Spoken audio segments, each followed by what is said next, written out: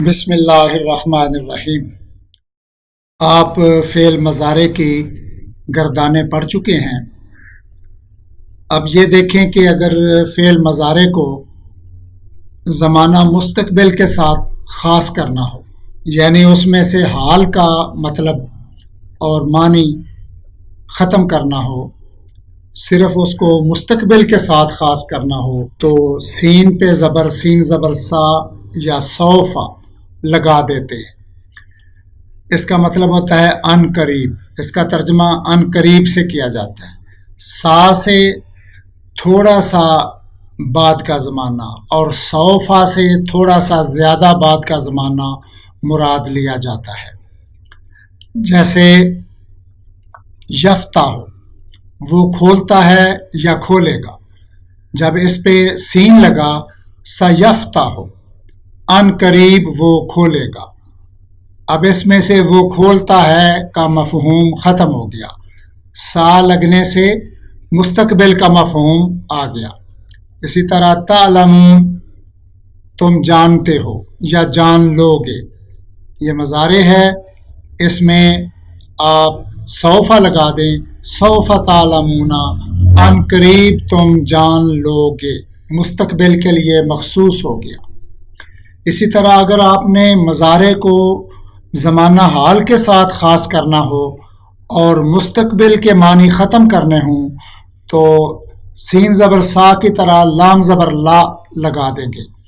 یفتح ہو، وہ کھولتا ہے یا کھولے گا، تو جب اس پہ لام زبر لا لگا لا یفتح ہو، وہ کھولتا ہے، اب کھولے گا کا مفہوم اس میں سے ختم ہو گیا۔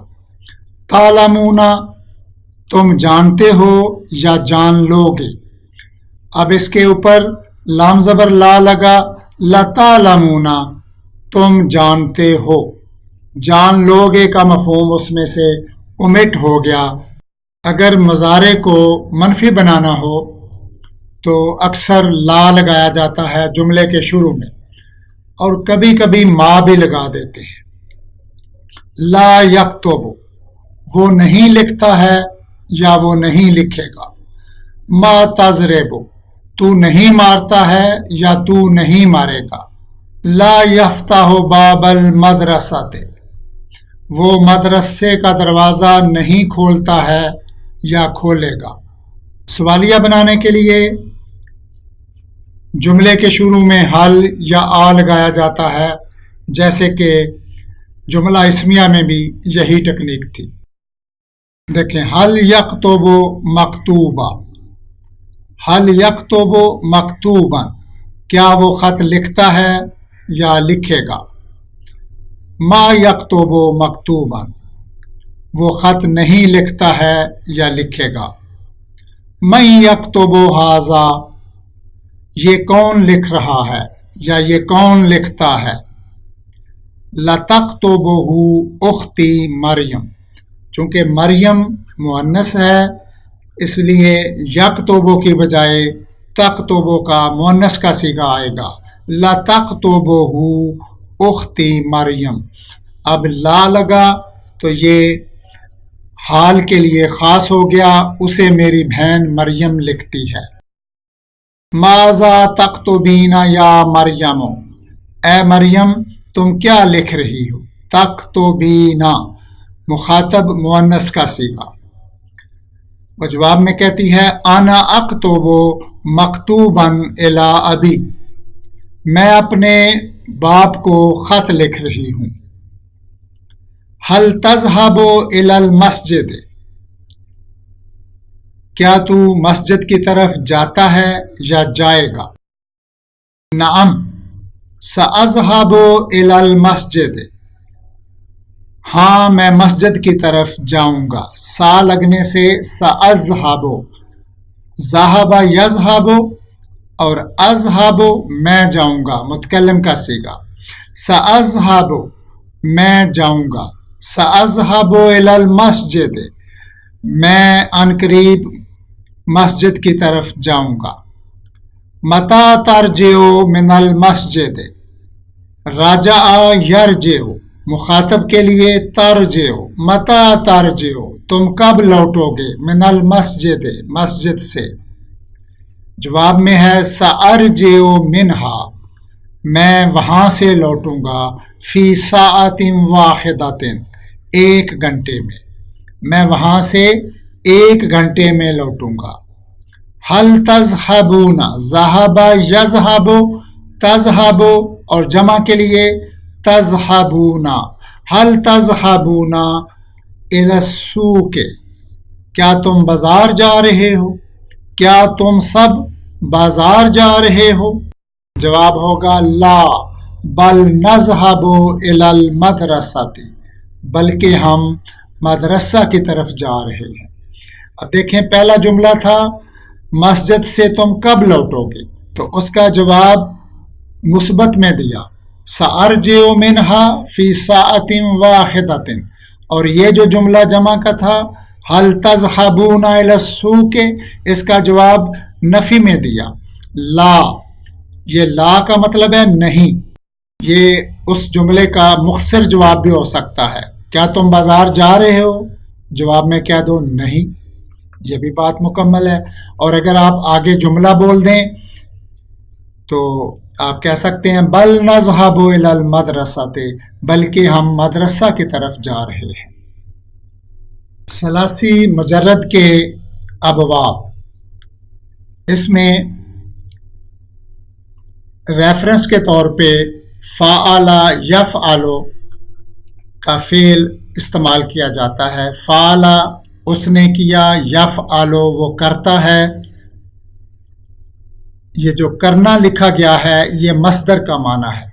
یہ عام طور پہ کتابوں میں فعل یفعل اس طرح جو بھی فعل آئے اس کے ساتھ مصدری معنی لکھے جاتے ہیں، کیونکہ اگر ماضی کا ترجمہ کریں تو وہ لمبا پڑتا ہے اس نے کیا، اور اگر یفعل کا ترجمہ کریں وہ کرتا ہے یا کرے گا بہت لمبا ہو جاتا ہے. تو مصدری معنی چھوٹا ہوتا ہے کرنا، جانا، آنا، سونا، اٹھنا، بیٹھنا، یہ ایک لفظ میں ہو جاتا ہے. اس وجہ سے عام طور پہ کتابوں میں مصدری معنی لکھا جاتا ہے کیونکہ اس میں اختصار پایا جاتا ہے. تو آپ اس کو ماضی کے اور مضارع کے مطابق خود کنورٹ کر لیا کریں. تو فعل یفعل میں جو مثال دی جاتی ہے یہ 3 حرف ہیں فعل. تو پہلے حرف کو فا سے، دوسرے کو عین سے اور تیسرے کو لام سے زار کیا گیا ہے. فا کلمہ پہلا، عین کلمہ دوسرا، لام کلمہ تیسرا.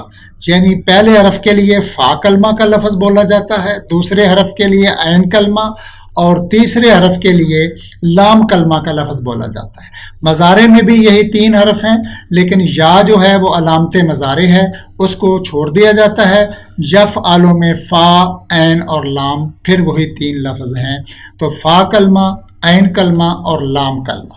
تو دوسرے کلمے کو، دوسرے حرف کو بیان کرنے کے لیے عین کلمہ کی اصطلاح استعمال کی جاتی ہے. اب دیکھیں ماضی اور مضارع کے عین کلمہ کی جو حرکات ہیں، ناصرہ میں صاد کے اوپر زبر ہے، ضربہ میں را کے اوپر زبر ہے، یہ عین کلمہ ہے. فاتحہ میں تا جو ہے یہ عین کلمہ ہے. سامعہ میں میم عین کلمہ ہے. کاروما میں را جو ہے یہ عین کلمہ ہے. حاسبہ میں سین عین کلمہ ہے. اسی طرح یہی جو عین کلمہ ہے وہ مضارع میں بھی وہی ہے. جو ماضی میں ہے صاد ہے عین کلمہ، مضارع میں بھی صاد ہے عین کلمہ. جو علامت مضارع یا ہے اس کو اگنور کر دیا جاتا ہے. تو آپ دیکھیں کہ عین کلمہ کی حرکات کے لحاظ سے یہ جو 3 حرفی الفاظ ہیں ماضی میں، ناصرہ، ضربہ، فاتحہ، سامعہ، یہ سارے جو ہیں یہ 3 حرفوں سے مل کر بنے ہیں، اس لیے ان کو ثلاثی کہتے ہیں. اور ثلاثی مجرد اس لیے کہتے ہیں کہ یہ 3 حرفی ہیں، ان کے ساتھ کوئی اور اضافہ نہیں کیا گیا. اضافے والے جو ہیں وہ ہم بعد میں پڑھیں گے، ان کو ثلاثی مزید فی کہتے ہیں، وہ ہم بعد میں پڑھیں گے. تو ثلاثی مجرد جو ہیں یعنی وہ 3 حرفی جن میں کسی کا اضافہ نہیں کیا گیا، ان کے 6 گروہ بنتے ہیں. ان میں سے ہر گروہ کو باب کہا جاتا ہے۔ تو یہ 6 باب ہو گئے۔ تو کتابوں میں ان ابواب کا حوالہ دیا جاتا ہے۔ یہ ابواب سامنے لکھے ہوئے ہیں۔ پہلا باب ہے ناصرہ ینصر، دوسرا ہے ضربہ یضرب، تیسرا ہے فاتح یفتح، چوتھا ہے سامع یسمع۔ یہ جو 4 باب ہیں یہ زیادہ کثرت سے استعمال ہوتے ہیں۔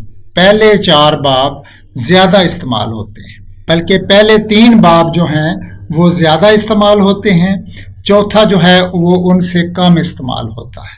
5ویں باب سے جو فعل ہیں وہ بہت کم آتے ہیں، اور 6 باب سے افعال اور بھی کم آتے ہیں۔ کتابوں میں جب ان ابواب کے فعل لکھے جائیں تو ان کے فعل ماضی کے پہلے حرف کی علامت سے ظاہر کیا جاتا ہے۔ جیسے مثال میں دیکھیں رازا کا یہ باب ناصرہ ہے، تو ناصرہ ینصرو ہے، مضارع میں عین کلمہ پہ پیش ہے، تو ناصرہ ینصرو کے وزن پہ رازا کا یرزقو ہوگا، اس کا مطلب ہے دینا۔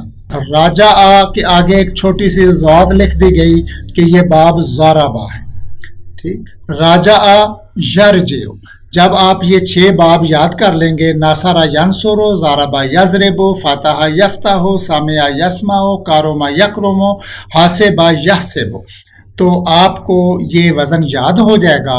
تو اب کہیں لکھا ہوگا راجع، آگے ضاد لکھا ہوگا تو آپ راجع یرجع خود بنا لیں گے، مضارع خود بنا لیں گے۔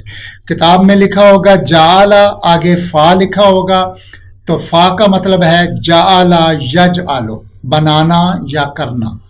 راکبہ کے آگے سین لکھا ہوگا تو یہ باب سامعہ کی طرف اشارہ ہے، سامع یسمع کے مضارع میں عین کلمہ پہ زبر ہے، راکبہ یرقب۔ باؤدا باب کاروما ہے، کاروما یکرمو، دونوں ماضی اور مضارع میں دونوں میں عین کلمہ پہ پیش ہے، تو باؤدا یبعدو، دور ہونا۔ اور حاسبہ یحسبو میں عین کلمہ جو ہے اس کے نیچے زیر ہے، تو وارثہ کے آگے ہا لکھا ہوا ہے کہ یہ حاسبہ ہے، باب حاسبہ ہے، تو ہو جائے گا وارثہ یارثو۔ تو اس طرح آپ نے یہ 6 ابواب جو ہیں ان کا ماضی مضارع یاد کرنا ہے، تاکہ کتاب میں ڈکشنری میں آپ کوئی فعل دیکھیں تو اس کی علامت سے آپ کو پتہ چل جائے کہ اس کا مضارع کیا بنانا ہے۔ اب من القرآن ہم کچھ مثالیں دیکھتے ہیں۔ یفرح المومنون بنصر اللہ، فارح یفرح، باب سامعہ، فارح یفرح، ابھی ہم نے ساتھ مضارع بھی لکھ دیا ہے۔ جب آپ اس کو یاد کر لیں گے تو ہم صرف فارح کے آگے سین لکھیں گے، مضارع نہیں لکھیں گے۔ آپ کو خود بہت سمجھ آ جانی چاہیے کہ سامع یسمع کے وزن پہ فارح یفرح مضارع ہے، اور اس کا مطلب ہے خوش ہونا، یہ مصدری معنی ہے۔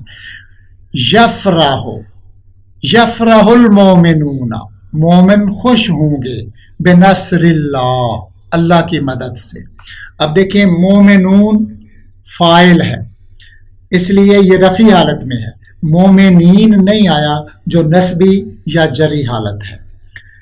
قالا کذالک، فرشتے نے کہا اسی طرح، کذالک اللہ، اسی طرح اللہ تعالی یخلق کو پیدا کرتا ہے، ما یشاء، شاء یشاء، چاہنا، اسی طرح اللہ تعالیٰ پیدا کرتا ہے جو چاہتا ہے، خالق یخلق۔ اب واللہ یعصمک من الناس، آسامہ باب ضربہ ہے، آسامہ یعصم، بچانا، واللہ یعصم، اللہ بچائے گا، کا یہ ضمیر متصلہ ہے، یہ مفعول کے لیے یہ ضمیر آئی ہے، واللہ یعصمک، اور اللہ تعالیٰ بچائے گا آپ کو، من الناس، لوگوں سے۔